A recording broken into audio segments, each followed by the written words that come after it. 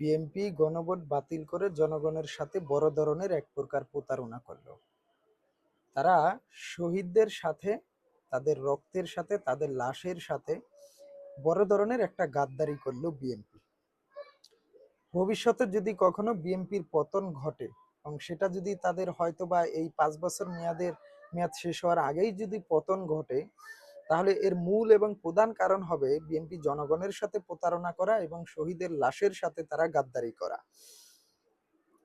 BNP এই সংবিধানের দোহাই দিয়ে এবং স্বরাষ্ট্রমন্ত্রী তারা এই সংবিধানের দোহাই দিয়ে তারা গণভোটকে বাতিল করে দিচ্ছে বা গণভোটকে তারা বাতিল করে দিতে চাচ্ছে।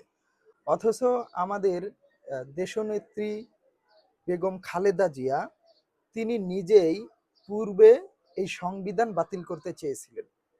তার এখনো স্পষ্ট ভিডিও বার্তা রয়েছে যে তিনি নিজেই বলেছিলেন যে আমরা যদি কখনো ক্ষমতায় আসি তাহলে এই ৭২-এর সংবিধানকে আমরা ছুঁড়ে ফেলব।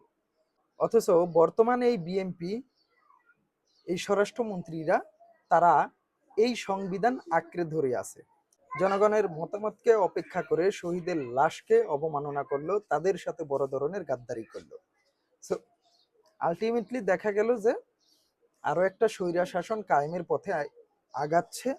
এই জনরায়কে উপেক্ষা করে, জনরায়কে বাতিল করে